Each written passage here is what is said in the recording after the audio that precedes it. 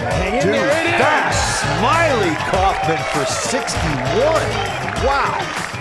I'm Smylie Kaufman, and this is The Smylie Show.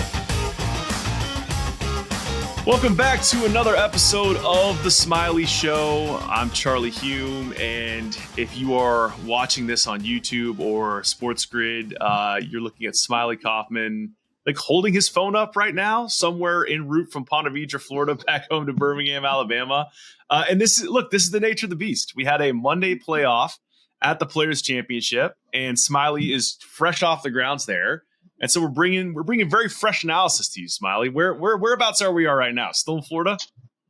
Yeah, it's probably 45 minutes into the drive. I am currently the passenger princess. Shout out to my wife driving. Hey, Fran. Francie, here we go. So, yeah, fun week of the Players. And it's a shame that we're driving home on a Monday as we had flights last night to get home, but actually turned out, I think our connection in Atlanta eventually got canceled. So all in all, not the worst in the world that we are able to get in the car and avoid any chaos in an airport. So I just the only thing I lament for you a little bit, especially as we enter Masters season, is like this was you and me on a road trip. We'd be finding a nice Wendy's to eat at. I feel like Francie might not go for a Wendy's. I don't think we're going to be stopping at Wendy's. Definitely not. That's a good call on you and I. Definitely would have probably gone for some good chili at Wendy's. Oh, and a baked potato. Yeah, baked potato. That's right.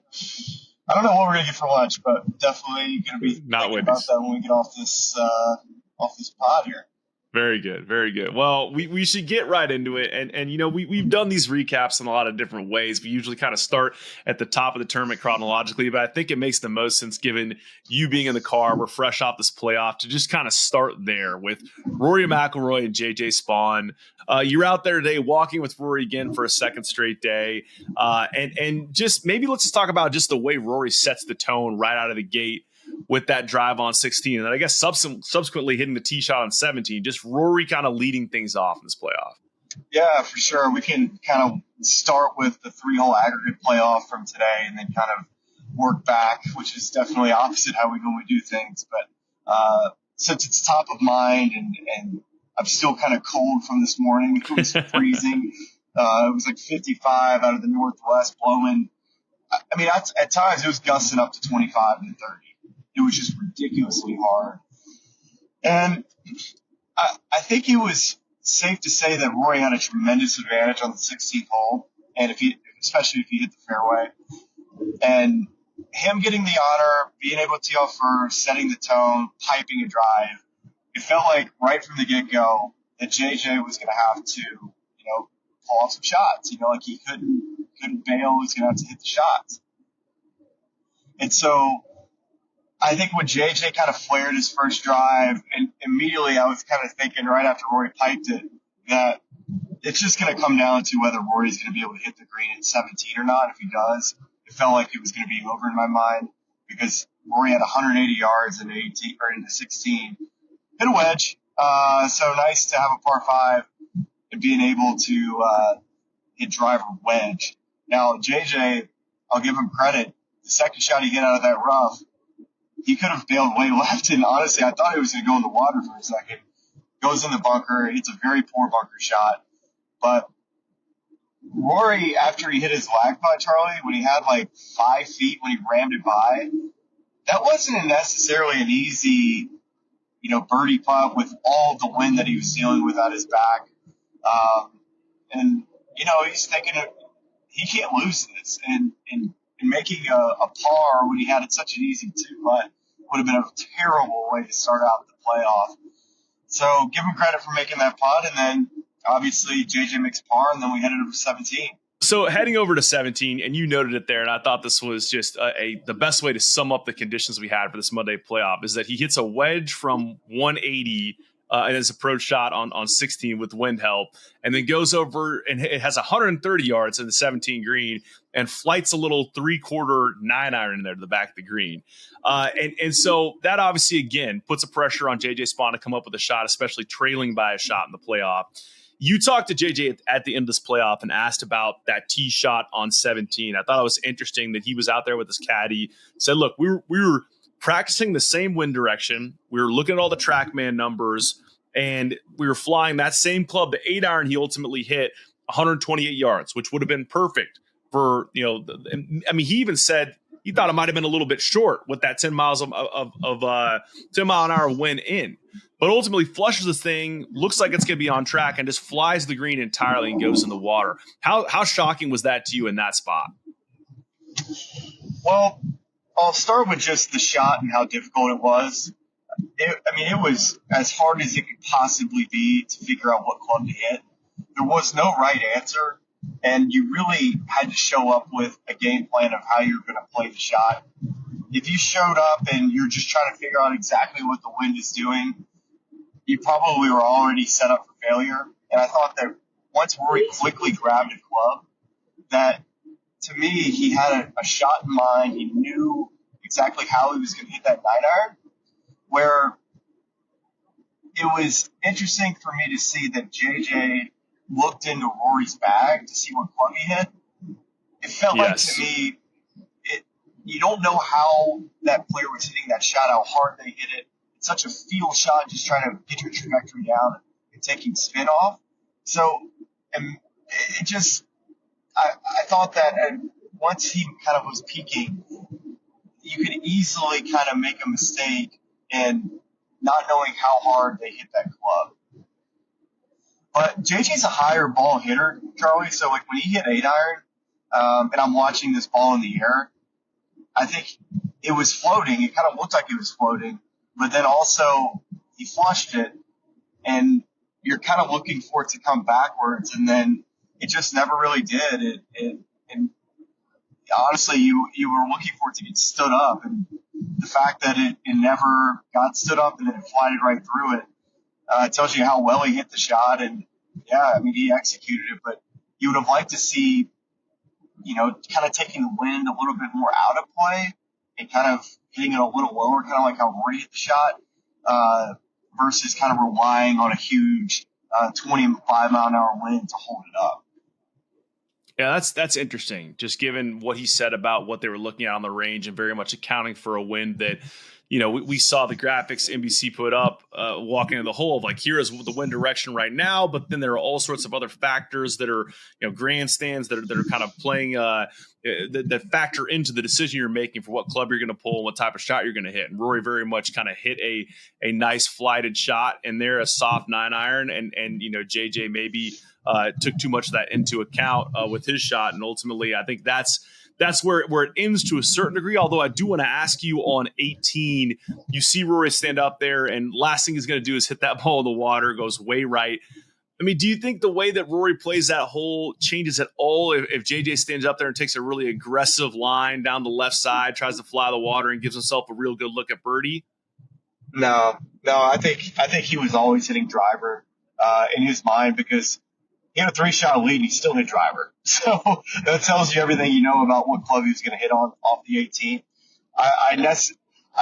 The only argument I could see with driver is that if you turn it over into the water, is that you're further up. And with a 3-iron, if you turn it over, you hit in the water, you're way further back. And that would be the only way I could see an argument made of why you would ever hit driver with a 3-shot lead on 18. Because all it seemed like it would bring in is a ball that gets stymied behind a tree, where in that world you're still punching out in the fairway anyways. So nothing really changed for him, I guess, in his mind. I personally thought he was just going to hit 3-iron in the rough, but that rough is pretty thick over there on the right, and maybe his mindset was, I would rather just be in the pine straw or something with a decent lie where I know I can punch it back in the fairway, take my chances, versus if I miss it right with the 3-iron in the rough, now I'm having to control the face and heavy rough to not turn it over into the water. Yeah, that makes a ton of sense. And I guess there is part of the calculus, which is I have a 3-shot lead. He can make a 3. I can make a 5, and I'm still walking home with the trophy. So, that is ultimately make him make a 3, man. Right. He just he had shown you enough at that point in the 2 holes prior that he was going to get up there and hit a driver 4-iron to 10 feet and make birdie. We talked about this last week a little bit with just some adjustments he made at the top of his bag. And it was interesting just looking at the stats this week where he had 2 negative days off the tee. One was very slight. It was just about break even. But just hearing him talk to Dan Hicks after, just finding a different way to get it done while he still finds some comfort at the top of the bag with whatever that setup's going to be, going back from the QI35 to QI10, all that sort of stuff like that. What impressed you most there about the way he got it done this week? And did you kind of start to see him find the comfort with the bag setup that gives you confidence heading in a major season for him? Well, he changed in the middle of the week. So on Saturday when the winds came up, he decided to put that really strong 3-iron, 2-iron into his golf bag. Mm-hmm. Took the 5-wood out to be able to hit shots off the tee. I think it was a really key club for him over the weekend. He was a little off with it at times, but there were plenty of times where he executed the shot and found fairways. It's not like he was putting it in the fairway every single time with it, but when he did, it was such a weapon, man. How he hit this club is unlike anything I've ever really seen when he hit it good. I'm telling you, the trajectory it came off and how hard it was hit, I just don't see any other players be able to do it quite like he can hit a golf ball. It's incredible to me what he's able to do at the top of the bag. Even driver, man, hitting it as hard and high as he does, and then he can get on the second hole, and no other player in the field can bring their driver down half of an elevator shaft to, instead of the 8th floor, now we're bringing it down to the 4th floor, and he can turn it over. No other player is able to really do that and be able to work it kind of both ways. And to your point, kind of talking about his inability to hit fairways this week, I think he was the second player ever to miss less than half of his fairways and still win the tournament. Got to give him credit for the rest of his game throughout the week. Mm-hmm. He showed a lot of artistry in the pine straw with recovery shots. And when he was in the fairway, he was good about executing and making birdies. And then when he was in trouble, avoiding double bogeys and finding a way to make pars, kind of keeping that bogey avoidance stat extremely high. The Players' Championship is all about hitting greens, avoiding disaster, and Rory was able to do that this week. Where in years past, I feel like he would tend to have a lot of big numbers in this event. I know he's won this tournament, but I just think about the 18th hole. How many years have we seen him hit in the water on that hole, right? And this year, he birdied the 18th hole 3 days in a row. I know the 18th hole today, he had to play much differently. Or actually, last night, he's played 5 times. And he made a par last night, so he played 3 under on the week, so that's really impressive. But give a lot of credit to his short game throughout the week, kind of bailing himself out, and he won it a different way. So, and apologies if I just missed it there, but just where we ended up on the setup, did he end the week driver, 3-wood, 5-wood, 3-iron, and just 3 wedges, or did he pull a wood to put the 3-iron in the bag and kept 4 wedges? Pulled his 5-wood. He pulled his 5-wood. Pulled 5-wood. So driver, 3-wood, 3-iron, and then kept 4 wedges. Interesting. Just want to pay attention to as we kind of see what he's going to roll up to Augusta National with very soon. I saw a tweet from Kyle Porter that I think, we've rightfully gotten lost in Scottie's brilliance, the last year plus. But just looking at Rory's last 25 worldwide starts, 5 wins, 3 runners up, 14 top 5s, 22 top 25s, and 1 missed cut. I mean, it's really there. We talk a lot about we focus on the majors for Rory, and rightfully so, just given his brilliance, his individual brilliance, and obviously that he needs that green jacket to round out the career slam. But I mean, he's playing really, really good golf now. And I want to talk about Scottie in a little bit, but we're getting close to there being a true debate over who's the number one player in the world, I think, with the way that Rory's played now, having picked up a signature win and now won the Players this year. Well, I think at the beginning of this year, it really felt like Rory has typically gotten off to slow starts on the West Coast, and then him picking up an early win at Pebble and the kind of the dominating fashion it kind of felt like it was. It just set the tone for Rory this year. You could tell that he made some really good swing strides at the end of last year, spending time in the simulator, working on his golf swing, and catching up with him last week at Bay Hill. I really got the sense that there's some real confidence from him right now as far as just his golf swing, his mental side of the game, just his really, I think, ability to kind of handle any moment that comes his way. And you kind of saw a lot of that this week.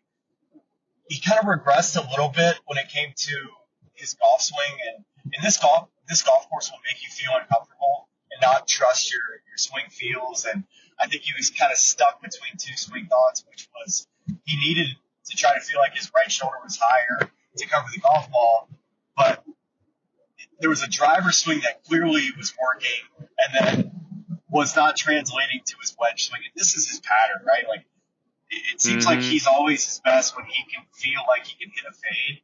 And from watching him this week, I didn't see him hit very many fades at all. Like could not hit a fade. And even at times when I was watching him set up, his body would get open, but his eyes still would be like kind of looking out to the right.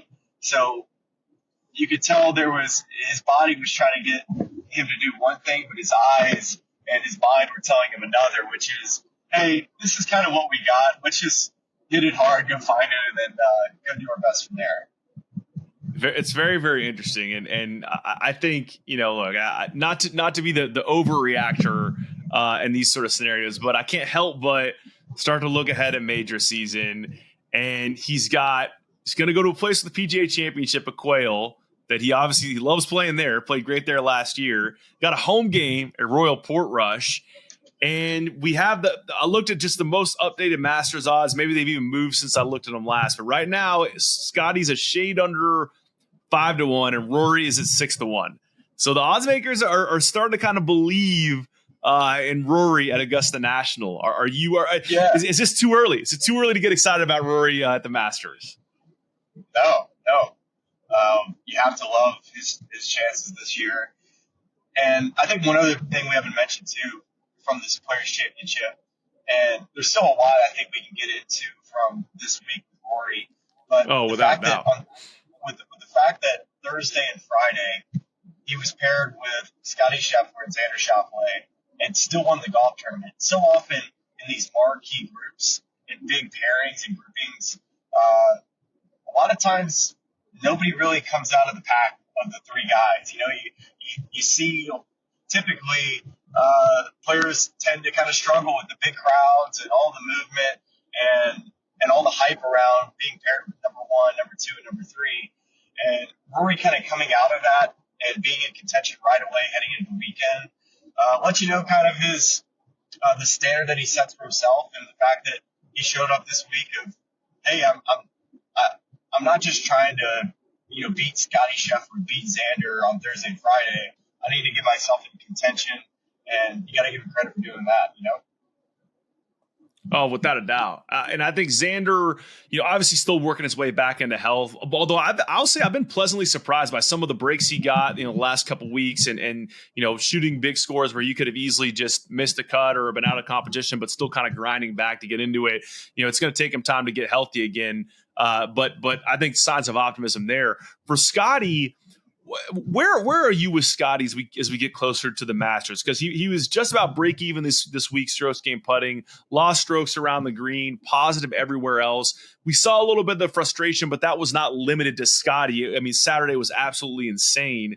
So I wonder where, coming out of this week, the next marquee event we're going to see him play is the Masters. Where are you now with him?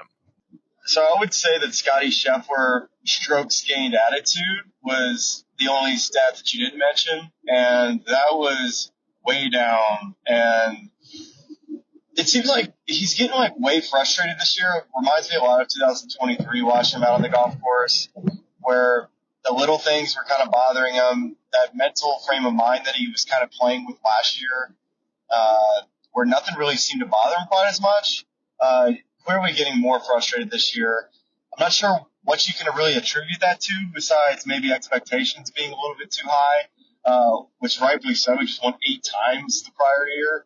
So I get that, but also you kind of look for a little bit more, I'm not sure, I don't know if maturity is the right word, but just a sense of like, hey, been there, I'm the top player in the world, this is how I should play, handle myself, and expect to be able to handle the humps and bumps that come my way. We know how competitive Scottie is in all facets of life, ping pong games with Sam Burns, let alone his actual profession. So it's not entirely a shocker. And I don't hate it either. I love seeing that type of emotion from a guy who we know is also, a very upstanding. He's a competitive psycho. Yeah, he's a competitive psycho. I love that. Do you sense that, if you had to guess, not saying but just from what you've observed, is there lingering frustration with the hand, or just maybe not necessarily the health of the hand, but just like rust from having not played while the hand recovered? I think just golf, man. I think he's just a little, just not playing quite as good. Just golf, man. It's a great way to sum up almost anything. I mean, just think about he never really is dominated on the West Coast. And last year at Bay Hill is when everything kind of started to get going for him. And this was just a weird week. Even the last 2 weeks, we've had some wind on Thursday at Bay Hill week that was crazy, and then a very difficult golf course in which he didn't putt very well at Bay Hilton this week. Was paired with Xander and Rory, so right from the get go, my expectations maybe up a little higher. And Saturday, Sunday were difficult days of golf, and just didn't quite play to the level of which we've seen him play. It doesn't mean he's not going to go win a bunch of times this year. But also I think we're looking to see him, I would say last year heading into Houston for him, we didn't really care to see like, okay, if he didn't win Houston, we'd be like, all right, fine.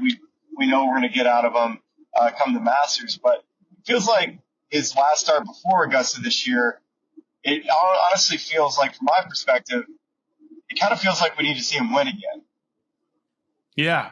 I mean, I think that if you look at some of his past years, regardless of where he was at with putter, other questions we had about, parts of his game, he always played great at TPC Scottsdale, at Bay Hill, and at TPC Sawgrass. And so you're not that he's played necessarily super poorly in those places, but we're just kind of waiting for him to round into Scottie Scheffler world beater form. And so we'll see how it goes as we head into the Masters. The one other thing I wanted to just talk to you about was, it was so wild from the rain delay to the end of the day yesterday. I don't think I've kind of like recapped just how the end of the evening went yesterday. Let's talk about that, Smylie. We had the initial rain delay, 1:15 Eastern. It's almost exactly a 4-hour rain delay. We resume play at 5:15. Obviously, a lot changes in terms of course condition. Plays a lot softer when you come back out. What was it like just on the ground there in terms of that weight and what happened, both leading into it and the way we came out of it? I think we were all kind of talking about who do you think is going to win the golf tournament in the long rain delay that we had. It's like, who would your money be on? And I don't think anybody really had a clue. So it was fun to go out not knowing exactly what was going to happen. We felt like Rory was in a great spot, obviously, in the 12th fairway. Starts out, makes a birdie. But what kind of blew me away was this goes to today and yesterday. How many fans came back after the rain delay? How many fans showed up this morning? It really made a difference as far as just the vibes of the whole golf tournament. It didn't feel like it was I thought we were going to kind of be in for like a COVID players, honestly, at the end there with not many fans being there this morning. But that like totally created an atmosphere. There was a buzz, especially after Rory made his birdie at 12, par 13, and then 14. It was kind of a dicey bogey that he makes. But this is where the golf tournament starts to get like super interesting from a fan's perspective. It was 15. Rory misses that like 5-footer for birdie. And all you're thinking about is, oh boy, U.S. Open, short missed putts. What are we going to see over the next 3 holes? And then he gets a greenside at 16 for a fairly easy up and down, and doesn't get it up and down. This reads an 8 or so footer. And then all of a sudden you hear JJ Spaun hits it close at 14, he birdied 16. And then Rory at 17, I'm trying to remember where he even hit it. He's going up against the collar, makes par. Yeah. But now you're thinking after he makes par, it's like, well, JJ Spaun can, hit a perfect fade in there, make a birdie, and all of a sudden, like, Rory's going to lose the golf tournament. It felt a lot to me like Collin Morikawa, how he had control of it on the back nine, and then all of a sudden, one change of the tournament with one shot. And I felt like JJ Spaun at 17 had an opportunity to do that, kind of similar to what Russell Henley did at Bay Hill with that chip in. Yeah, I thought Rory there were a number of opportunities where you could have easily, the story could have been putting again, but the 4-footer to complete that 72-foot 2-putt on 18 yesterday to make sure he gets into the playoff, that was pretty huge. And then even today on 16 where, you have 5 feet coming back, just a crazy fast putt that's wind aided, kind of going down the hill per eagle. If you don't make that putt and you're on level footing going into 17, it's a whole different sort of feel or vibe. And to make that 5-footer, to go up by a shot, to really start making JJ feel the pressure, and then he makes a mistake with the tee shot. At that point, for all intents and purposes, you got the thing locked up. But I thought Rory made a lot of really clutch, nervy putts this week that help him, take him to the finish line. He definitely did. And the one big putt that I thought was one of the most crucial putts that he made all week was on Saturday on the 18th hole. Really had a day in which nothing went right. There was 3 putts, not getting it up and down, and didn't score one. And he found a way to birdie the 18th hole, making an 8-footer, which ultimately got him in the final, or the second to last group. If Akshay pars the 18th hole that day, he would have been in the third to last group. So the fact that he was able to flip him and Akshay, and now being in that second to last group, especially with the start that he got off to on Sunday, birdie, eagle, at 1 and 2, you could hear it. You could certainly see it if you're that final group, especially with 7 total wins in that group, the final group, and 6 of them were from Lucas Glover. Yeah. Well, and talk to me about Saturday, because I know we saw a little bit of it in the playoff on Monday, but just those conditions on Saturday and so many people getting frustrated. I mean, I thought I was looking at Will Zalatoris. Maybe he could get it done, and just the way the end of that round, goes for him. It was a lot of guys. Where of all the conditions you've observed at the Players, where do you think Saturday ranked in terms of degree of difficulty? Oh, that's such a good question. I would say it was probably the second hardest conditions of the week, with the first hardest conditions being this morning for the aggregate playoff. Wow. I think that was easily the most difficult I played all week was this morning. Then I would probably say Saturday, and then Sunday. I thought Sunday's greens were slow, they were soft, and yes, it was windy, but the way it was angled, it went from southeast on Saturday to more of a southwest, which I found it to be not quite as difficult, but still very, very challenging. But is that about on par with, like, let's say the 2022 version of the tournament, where I think it was Friday and a Saturday morning, it was just comical the way some of those balls were flying and the wind was taking them. Like, does that rank right up there in terms of the most difficult conditions you've seen at Sawgrass? Oh gosh, it's really hard to say because it was so soft starting Thursday. The greens were so soft, but the wind was kind of not settling in that morning. You saw a stroke average between 2 strokes between the guys in the morning and the afternoon, which you never see. And if you do, it's the other way, right? Like the morning guys at the Players Championship typically have had the best draw. They go out, shoot a really good score. And so many champions have come from that early late draw, which, by the way, was this late early with Rory? Was that a late early? This was late early. This was late early. Hey, it's just like when you go to the roulette table and all you see is, red numbers on the board. You're like, you know what? It's time for me to hit black. And we're starting to get on a little run here of maybe that red not hitting. We got the black hitting. Yeah, unfortunately, I just placed 4 bets on red for one and done, and just all of them. And lo and behold, another black. Yeah, that was a tough scene for me in the one and done. Michael Kim missed a little shorty to miss the cut. Field too.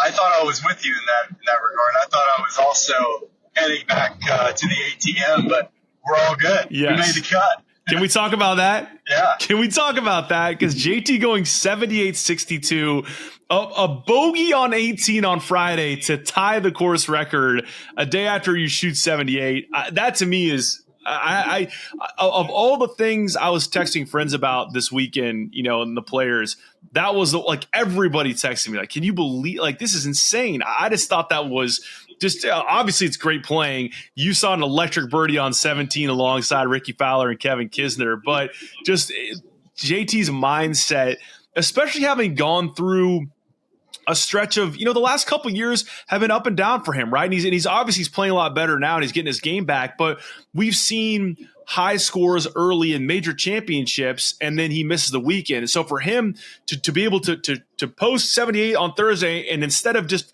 packing it up, going out and shooting that score, to me, I thought was pretty amazing stuff. It was incredible golf.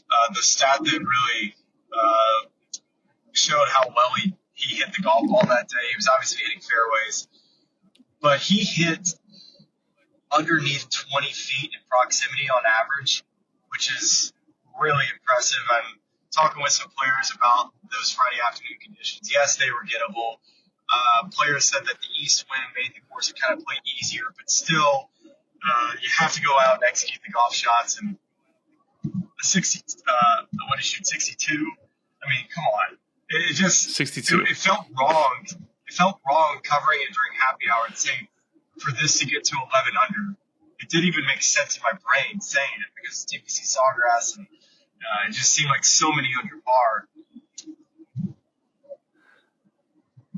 Yeah, I mean, I think it illustrates the margins between good golf and bad golf. And I don't know if you can expound on that a little bit from a professional perspective, but just if you watch a guy play the way that Justin did, and he actually looked pretty good in the early going. We were all texting, Jordan and Justin looked pretty good. And then you have a couple of, errant tee shots and a few you're just kind of trying to save. You hit a bad tee shot and you're trying to pull off a hero shot and then that one goes bad and you're compounding a big score.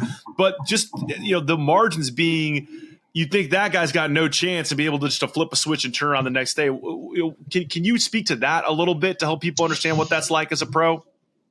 Well, when you have a round like he did, which he was 8 over through 16 holes, and at one point you were 2 under, you just are so ready. He did well to get it to 6. Yeah, you're just so ready to get off the golf course. I mean, 8 is typically one of the hardest holes out at Sawgrass. He makes birdie there, and then he gets a birdie at 9, shoots 6 over, goes out and flushes it out on the range after the round, working through swing fields, and showed up determined, right? He showed up determined, and you look at the stats, and you see that he was 144 out of 144 in the ball striking statistics, and then the next day he's first.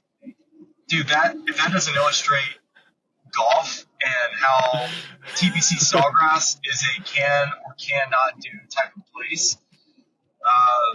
But you have to give him credit for the mental mind frame he showed up with on Friday, because he easily could have just been lackadaisical, but he was focused right from the get-go and turned at 31 and then just kept it going. So it was good to see him make the cut. I also, we need to recognize that for JT, he knows that these major championships coming up, he can't be shooting any 78s. He can't be 8 over par. He's too good of a player to put himself that high up and have that form around. And I know I'm being critical here in this, but if JT wants to get to where he wants to get to, which we saw the ceiling and we also saw the floor. We need to bring that floor way up to where those bad rounds, he's going to find a way to get those things around even par.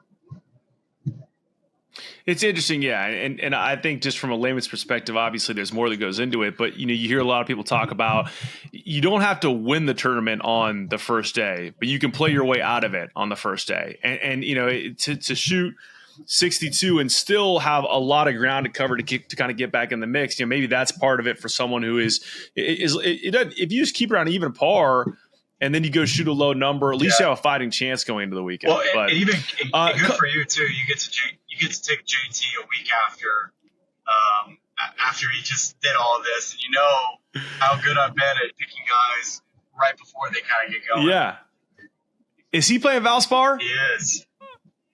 Oh, wow. I wonder, maybe we'll see a little Good Mojo, because I know Jordan loves playing their little Jordan JT Good Mojo group this week out in Tampa. Maybe so. Well, we'll have to keep an eye on that.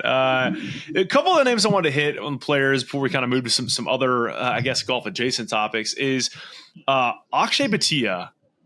I just had the feeling, I don't know if you feel the same way, that he and I looked at his stats, he was not negative strokes gained putting, but he missed a couple of short ones where he hit it close and had like a birdie look. It feels like if Akshay makes, 2 or 3 or 4 of those, he wins the tournament. Like there's no playoff. He wins it by a few. You got to look back at. I thought the putter was one of the reasons why he stayed in it.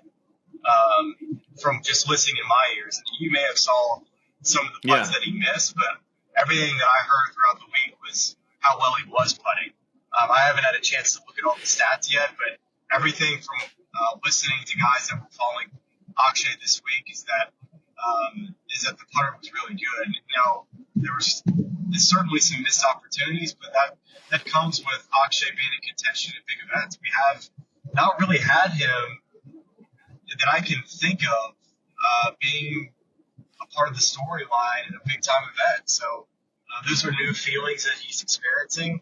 Not to say that he hasn't played in big events, but coming down the stretch, winning one of the big ones for the first time, I thought he did pretty well this week. I think that was a really good week for Akshay, considering that I would say he's had a slow start to the year.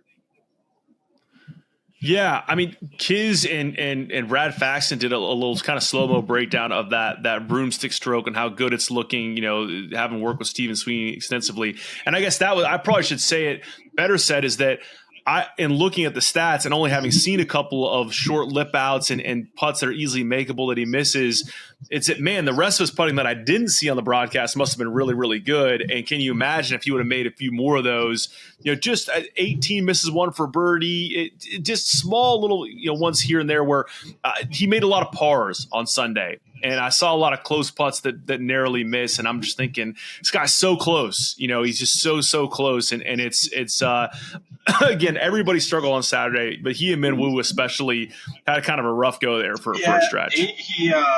He continues to need to drive it better. I think that's a club that has been a little off for him. Finding like a driver that for him, his swing path is so far to the right, and he likes to see the ball cut. But I'd like to see him get his driver into something that's a much straighter shot with a little bit of a fade versus a big wipey one. I think it's just something that it's probably more of a comfort thing for him to be able to just see the ball curve a ton, because not many guys curve it as much as he does off of the tee. But long term, I think that would be something that him and his team could probably try to clean up, is straighten out his ball flight off the tee and then continue to cut all of his irons. Similar like Collin Morikawa, where Collin, yes, he curves it left to right off the tee, but it's not nearly as much as it feels like with his irons, if that makes any sense. No, it definitely does. And I think overall it's a positive takeaway for him this week.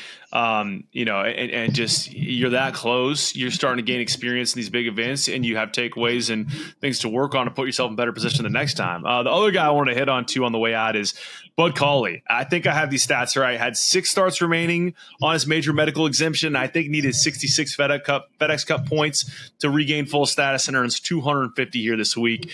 For him, probably same bucket. Like, wishes he played better on Sunday, but what a huge, looking back in totality on the week, huge success for him, and cool to see him regain his full status on the major medical. Yeah, considering too that he was the first alternate before the week even started. Actually, maybe even second alternate, but getting in on Monday after Behan just withdrew. So he, comes into a week with nothing but opportunities, because now, a guy like Bud, think about what events he's getting into. He's just getting into, on a major medical, not signature events. So he's not playing for elevated FedEx Cup points. So showing up this week, making the cut, first and foremost, was huge. And now you're playing for more FedEx Cup points. He makes the cut.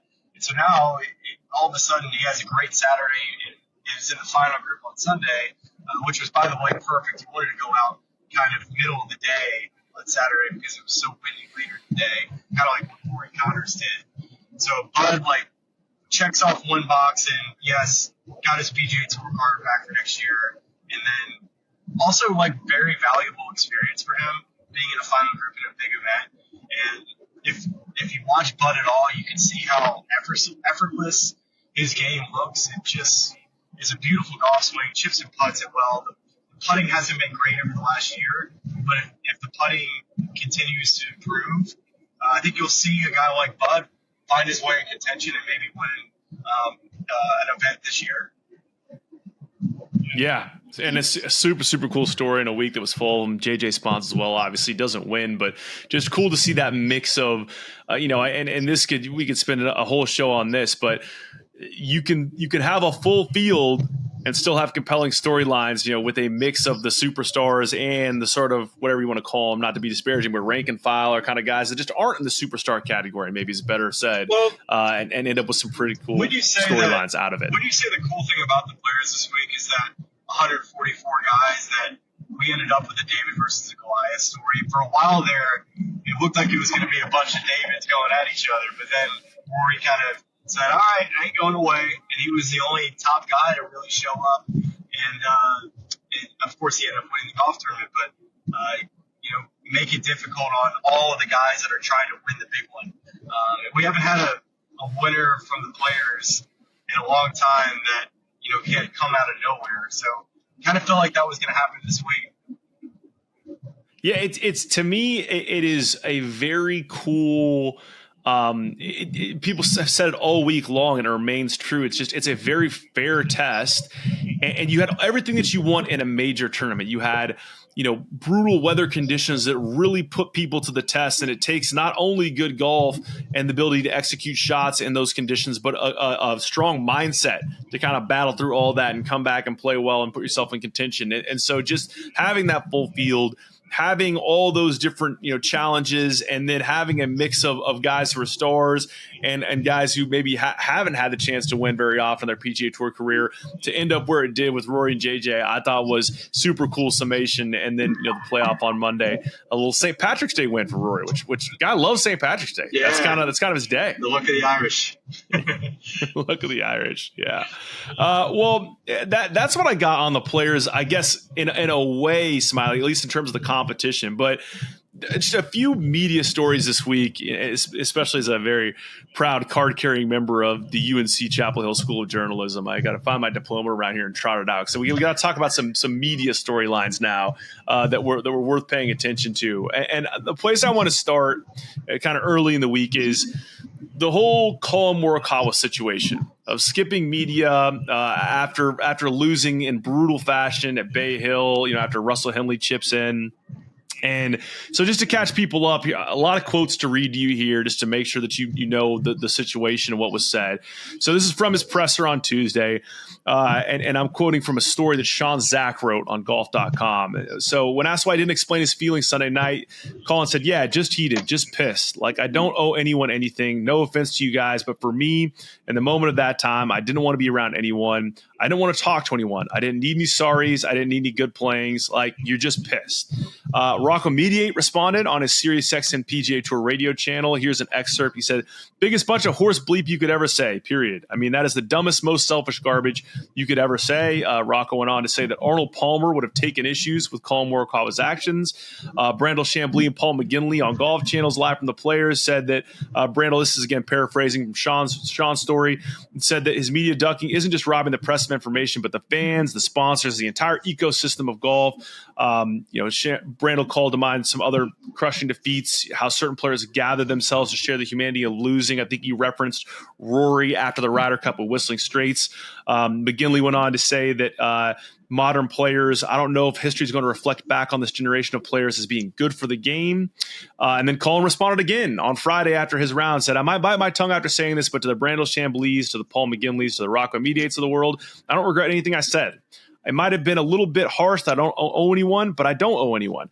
I respect the fans. I'm very thankful for them. I'm grateful. It makes me emotional, but it hurts to hear people say this, and especially you guys, because I finished the round and I went to go sign for 10 minutes, 15 minutes for all the people after. Not a single person from media went to go follow me because I don't know, but that's me. And then finally, we had yet another response from Brandel on Live from Friday night. He says, interesting that he called myself and Paul Rocco about it. It wasn't us. He didn't say no to us. He said no to the fans. He said no to the sponsors, saying no to the PGA Tour. He's saying no to his fellow players who do these interviews. I have some strong thoughts on this, Smylie. Would you like to start first, or how do you want to launch into this? The only thing I'll kind of say about Collin not doing any media, I'm like kind of indifferent. I understand as a competitor what he's talking about, and the feelings that he has, and the feeling of wanting to just get into a car, scream as loud as you can, and then, okay, I'm fine, I'm over it. But on the other side of it, I do think it was an opportunity, just not only, I would say mainly for Collin to gain more respect for the fans that cheer him on and gain new fans in the process. For standing up there doing something that everybody understands is hard to do, answer the questions, and you know it's not what you want to do, but it's probably the right thing to do, even though you don't want to be there. And I think that's probably the way I see it. Do I think you should have done it? Sure. Would you have gotten anything out of it? Maybe no. But I saw it much more as an opportunity missed than I have to hear what his answer is going to do or going to be. I think that's all fair. And I'll say this with a great respect for Rocco's playing career and what Brandel and Paul McGinley do on Live From. I think they are all fantastic in their own right, and everyone's fair to have their own opinions on this. I say this as someone who is in golf media. I think we've reached a sense of entitlement from a media perspective, where like these players owe us some portion of their time. They owe us answers. They should have to sit up in front of us and answer these things all the time. As a fan of golf, someone who loves the game, someone who watches these tournaments every week, I don't know what putting Collin up on the podium on Sunday after Bay Hill makes me smarter about golf, helps me understand the game more. If he's in the state he's saying he's in, I don't know what making him answer questions does that makes me further enlightened about that tournament or Collin Morikawa or anything else. I fail to see how that would have been a valuable additive piece. And in general, I think we ask these guys to sit down and talk too much, and for too long. I think we do a lot of talking about the product. How can we make it better? As a fan of golf, you know what I'd enjoy a lot more than sending Collin Morikawa up to the podium for 15, 20 minutes at one of these tournaments, as if someone from PGA Tour's production team went over and said, hey, can we throw a mic on you real quick? And can you, at the last 50 minutes of your practice session, in the short game area you're putting, just walk us through your routines and talk to us about what you're working about and help us understand how you play the game of golf, and put that on PGA Tour's YouTube channel? Like, that to me seems like a lot better use of time than putting him in front of a bunch of media, types, which I sat in on some of these press conferences. Like, I know we grow up, we say there are no dumb questions. I've heard some dumb questions in some of those press availabilities. And I just really don't get this one from a media perspective of why it's so important to hear from these guys so frequently when a lot of the questions they get answered are pretty generic. They're not making us any smarter about the game of golf. And if we really want to use their time well within a very jam-packed schedule, and we want to make the product better, can we get creative with how they use their time? This one to me, it just doesn't make sense. And I don't know if that is, yeah. I would say that I think that players, why they wouldn't want to go up there and answer questions is because a lot of media members will ask questions they don't want to answer. And especially like overarching themes and trying to grab something to write an article off of, where if they had to do it over again in a situation like that for the loser, it'd be nice if somebody from the PGA Tour could just say, Collin, tell us about your day. We knew you didn't get it done. Is there any takeaways there, anything that you can reflect on this week that you did before? And whatever that answer is the answer. That's all you need to know about his feelings, not about, hey, do you wish you would have done this or this or this? At that point, it seems like all you really need to know is like what was going on for you over the last hour and just get some perspective. That's all I would really care to know. Yeah, and I mean, and that's fair. That's taking it a step further than I would even ask for, because I just think all that stuff is so generic. And maybe I come at it from a different perspective as some other fans would be. But it's like, what's he going to say that's going to help me He's going to say, yeah, it stunk. It stunk that I am so close. I've been the closest person to winning a tournament in the last year plus of anybody who's out here. And the flag stick on 16 reversed my fate in a way that now I'm still searching for that win. Like, what do you want me to get up here and say? Moving from one media, I don't know, kind of storm you want to call it, to another one that attracted a bit of attention this week. The eventual champion, Rory McIlroy, and the incident earlier in the week with Luke Potter, who is a junior player at the University of Texas. And he just won the John Haidt Invitational across the street at Sawgrass Country Club. You may have seen snippets of this on social media. In case you haven't, Rory was playing a practice round on Tuesday. He had a tee shot in the water at 18. And Potter said reportedly, just like the 2011 Masters, where Rory, of course, led after 54 holes, shot 80 on Sunday to lose the tournament. Rory walked over, took what was reported to be Potter's teammate's phone. Eventually, Potter was escorted from the premises. Subsequently, Potter reached out. I don't know if he was reached out by a reporter or he reached out and made a statement, but said, "Look, I just made a mistake and I take ownership for it. I apologize for it. That's about all that needs to be said. It's just a good learning experience. Yeah, I apologize." His head coach at Texas, John Field, says he's got a hole in his heart. He had no idea what was coming out of his mouth that was going to result in this fashion. Fields added that Potter has written letters of apology to Rory, to PGA Tour Commissioner Jay Monahan, to PGA Tour University Director Brendan Von Doren, and UNF coach Scott Schroeder, whose program hosts the Haight and helps participants get players tickets the day after. And then, of course, the last piece of the story was Rory, after shooting 67 on Thursday, was asked by a reporter, "Can I ask you about the shenanigans with the fan?" Rory said, "No, you can't." The reporter said, "Why?" And Rory says, "Because I don't want you to." And then someone tried again a little bit later, and Rory said, "I'm very happy with my 67 today." So, Smylie, I'll once again give you the floor here to discuss this little shenanigans. Well, there's obviously two guys to talk about when it comes to this story with Luke Potter and Rory. Let's just start with Rory's side of it. Most, I followed this on social media, seeing like kind of varying reactions between how Rory could have handled it. And no doubt, Rory probably didn't need to go over, grab a phone, and potentially act like he wanted to throw it in the lake or some sort of, what to do with the phone or whatever. He probably has regret going over there, and he probably could have handled it better. But I think in the way I see this whole deal is Luke Potter's a really good golfer. He's somebody I've covered at a U.S. Junior, U.S. Amateur, a player that I've had my eye on for a real a very long time, being an up-and-coming stud. So the fact that this turned out to be someone like him blew me away. Like, if this was just a random, drunk fan, I think that's when my perspective changed completely on this. Luke Potter, buddy, you got, like, when you make it to the PGA Tour, it's a family. It's many players that support each other week in and week out, whether they're competing against each other or not. And I think when he gets on tour, when he asks for advice from other players, it's going to take a while for him to earn the respect of the players again.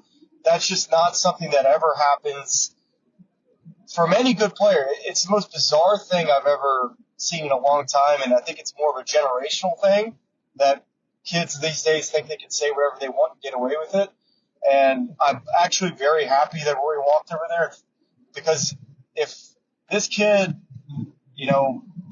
didn't get this learning lesson early on in life, he probably was going to go down a spiral of a kid who would have never learned what he can and cannot do in this world. So part of me's like, great, glad that happened.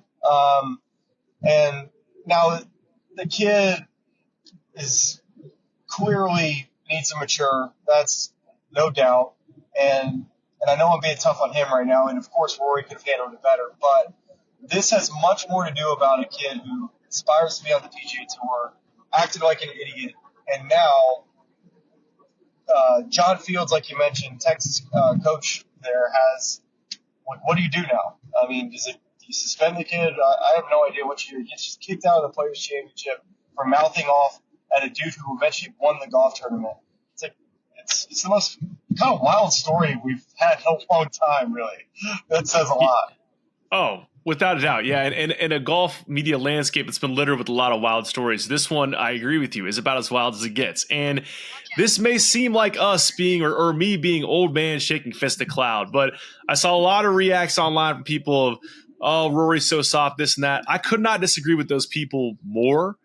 I just think this is, you talked about it being a generational thing, and I'm not trying to dump on any younger generations, but I don't even necessarily think it's their fault in a lot of ways. It's the type of content offerings that they're given that, where the thing that does more in terms of resonation and does more in terms of engagement and exposure to other people is not the high quality piece of content. It's like the rage bait streamers. It's the doing anything for shock value to get noticed over actually doing something of value or worth.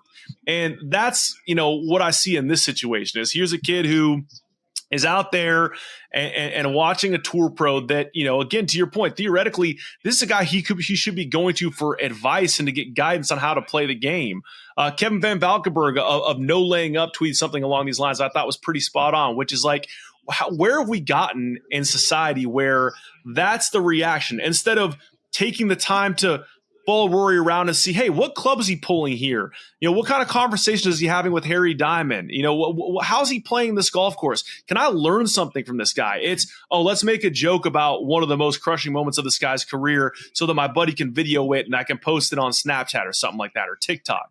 And maybe that makes me sound old or curmudgeonly, but this type of stuff it makes me sad more than anything, that, like, this is the place we've arrived with the way kids want to watch a golf tournament. And look, I'll take Luke Potter at his word here that, he's sincere in his apologies, whether or not he was nudged to or asked to by John Fields. And I hope that his actions, following this just line up with that sort of thing. But to me, it's a strange way that we're approaching society and content society, the way you want to behave around people that you should be going to and looking up to for advice and guidance on how to be successful in what theoretically should be your profession if you're good enough to make it to the next level. So strange to me. The strange thing, too, is I don't know what a 20-something-year-old kid, what are you getting out of saying that to a player? What type of satisfaction is he getting from yelling that out? That's the thing that just kind of blows me away. And if you play this game long enough, which Luke Potter apparently, I would imagine aspires to be a pro. One day you're going to struggle in this game, and it may not have happened to him yet.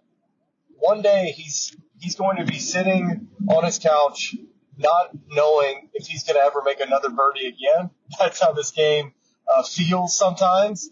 And one day he'll be there, and during that struggle, I hope he looks back and reflects on, man, I cannot believe what came out of my mouth at the Players' Championship.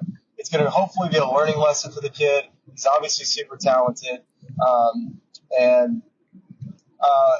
think I'm not going to forget about it for quite some time. So as I assume he gets older, I'll have to continue to read and hear things of good things about him for me to kind of change my tune of, hey, is this guy changed or not? Yeah, I think that's all really well said. And look, I'm also not saying that I had all the wisdom in the world when I was a college kid. Like I was also an idiot.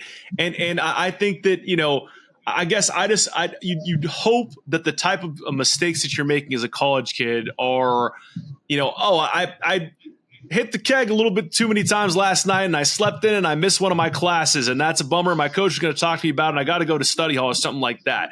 I think part of it is just the ability to read a room. And to your point on why you'd be motivated to say something, it's like following around the number 2 ranked player in the world at TPC Sawgrass at the PGA Tour's flagship event and saying that is a mistake that I think is indicative of a little bit more than just bad judgment. And maybe I'll just leave it right there. But that was my takeaway from the situation. So, and I think in all of this, we definitely we definitely add that Rory has to be able to handle that a little better next time, and just have a plan for something like that happens.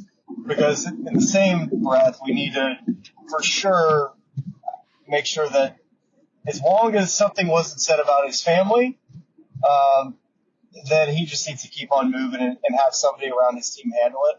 Now, if somebody says something about his family, we're dropping the gloves and we're going after it. Yeah. Yeah. No, and it's fair in that context. It's just there are a lot of, unfortunately, there's not an idiot screener at the front of these tournaments where those people can't come in. Like a lot of idiots also get to pay for tickets and watch golf tournaments and they get to go in and say dumb stuff. And so that's going to be every single week you go everywhere. But I just maybe this idiot screamer just had a malfunction in it that because this person could hit a 7-iron really good, it totally didn't work. The screening of idiot behavior somehow was lost because this guy can hit a 7-iron really well. We need to recalibrate the idiot screener to not account for playing ability. But yeah, I mean, I guess the thing that just confused me there is just the amount of reaction I saw online from people that were just first and foremost calling Rory soft. And I just don't get that. I don't think anybody would enjoy if someone showed up to their place of work and heckled them in that fashion. I don't think any of them would just, hey, I'm going to ignore that. I would have said I would have leaned more towards that argument if it was just a random drunk fan or a random fan being an idiot. But the fact that it's a young kid who plays for the University of Texas golf team who's a top 100 amateur in the world, it's crazy. Okay, that changes everything. This is a totally different deal now. That's unless there's more there. I think that's just about where we leave both of those media controversies. And you've been on the phone for quite a bit of time on this trip. There's a few quick ones I want to hit you with on the way out. We had 2 stories of note after missing the cut. The players Matt Fitzpatrick, Billy Foster parting ways. That's sort of an interesting one to me. I mean, I think that Matt is obviously not playing his best golf. He went from 6th in the world golf rankings in April 23. He was 11th a year ago today, 43rd to close out the year in 2024, and currently 61st. So maybe it's a time for change. But those two obviously won a major together at the Country Club up at Brookline. And so interesting to see them part ways. And the other one of note was just Tiger announcing his Achilles injury. And obviously, I'll read a part of his statement. As I began to ramp up my own training and practice at home. Felt the sharp pain is in my left Achilles, which was deemed to be ruptured. And this was back on March 11th. This morning, Dr. Charlton Stucken performed a minimally invasive Achilles tendon repair for a ruptured tendon. Surgery went smoothly, and we expect a full recovery out of the doctor. So any quick thoughts on Fitzpatrick and Foster splitting and Tiger's Achilles being injured? Yeah, definitely probably time for a change for Fitzpatrick. Hasn't played well. And then with Tiger, a bummer. I think we all expected to see him at the Masters playing, so I hate to see a setback like that for him because you know how hard he works. You know, it's not like he's not putting the time and effort in the gym. And especially with his mom passing, it just felt like he was emotionally healing and then kind of trying to get mentally, physically ramped up to play in the Masters. And I think that's where we were trending, and really disappointed to see that news because now it's another year without seeing Tiger play golf. It's just going to be harder and harder with Father Time. It's going to be difficult to see even 2026. Like, how are we going to see him play much next year? I don't know how long Achilles tendon injuries take, but what I do know is that he doesn't need to be not doing something active. It seems like for him, like the more type of work that he does to his body as far as the physical workouts and just making sure he's constantly moving, seems like that has helped his body feel its best to be able to still hit it out there with these guys that still, or at least for us to feel like he still can play at a high level. But now it just feels like another however many months of sitting around. Like, it just seems like that's going to even make him more and more tight and a bigger hurdle to climb when he does come back and start to try to ramp back up again. Yeah, you do not want to rupture an Achilles tendon. That never is a good or minor injury. But, let's just hope he can recover well and maybe see him on the Champs Tour. Maybe once he gets in that cart and we'll see. That was also another headline maker from Rory this week. If you see me on the Champs Tour, something's gone very, very wrong. So we'll see. And last one I want to hit you with on the way out, Smylie. As we trend towards Masters season, a guy who I loved watching there last year, Joaquin Niemann. 4th win on Live in Singapore. That was notable in and of itself.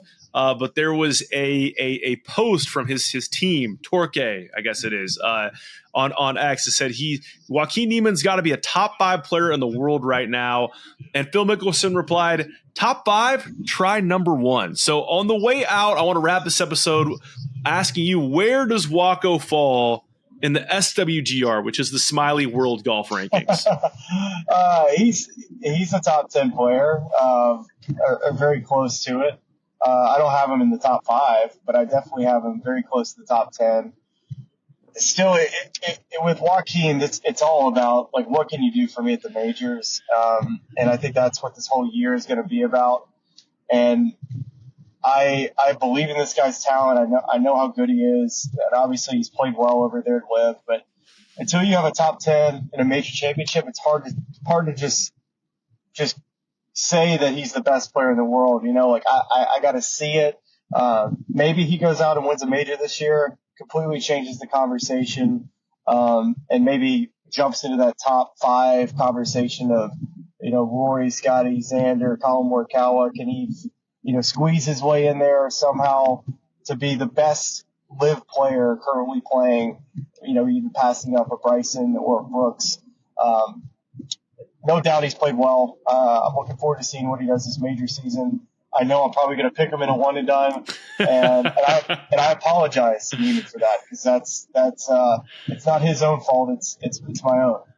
Maybe I wonder if that carries over to the next major, or if that only applies like the following week when they're playing in I don't know, Rich Harvest Farms, whatever one of those. I didn't even say Rahm on that as far as best Live player. So maybe even it's hard to make that argument when he's not the best. Like, Rahm is clearly the best player at Live, and so that's tell that to Phil Mickelson. Phil Mickelson disagrees. I mean, I really do. I think Joaquin. I don't know if this is a hot take or not. I think Joaquin's the best player on Live. I think he's better than Ryan. Yeah, that's a fair. Like, if we want to argue about who the best player on Live is, I would listen to you have that argument about that he's better than John Rahm. I wouldn't agree with you, but I would listen to your argument and then respectfully disagree. Data Golf has Joaquin as the 7th ranked player in the world and John Rahm as the 4th. Where do you think Joaquin falls in the OWGR? A little trivia question. Oh, gosh. 72? 82nd. 82nd. Yeah. Okay. There you have it. That's all I got for you, Smylie. What state and or city are we in now? It looks like I'm trying to make a sense of the scenery behind you. We're in Lee County, just past a Hog and Bones and a Fuzzy's Tacos. And so my wife is really wanting me to drive, as she has now done more than half. I've been a passenger princess this entire time. So shout out Fran. Are you always the driver? Are you always the road trip driver? She never. I would prefer to always do the driving unless it's just some, like, maybe we're coming back from Baton Rouge or something like that, and maybe I need an hour, just to kind of regroup internally. Yeah. Or coming back from a wedding. I'm picking up what you're putting down. Yeah. I'm in the same boat. Every once in a while, it's I'll get Amanda to take the wheel. It's I got to do some work or something. But generally it's we just need an hour to take a little quick nap. So let's get you back in the driver's seat. Our thanks to Fran for earning a producer credit on this episode for driving the first part of the journey. We're excited for as we continue on the Florida swing going to Valspar. And then we got the Masters coming up. We got some fun stuff this week. We're dropping a TGL Top Shots project on YouTube. So make sure you go over there, subscribe, and look out for that as Smylie tries to recreate all sorts of hilarious shots from TGL. So we appreciate you watching and listening and hanging with us for the car ride. We'll be right back here very soon to talk to you again. See ya. I listen to this podcast. It's really cool. And all of our lovely fans and subscribers, but make sure you like and subscribe. It's cool to see what you guys are doing. I know golf fans appreciate it, but we do too, so please keep it up. For all the good people at YouTube, like and subscribe. You guys have some good takes, so I'm happy to come on and shoot the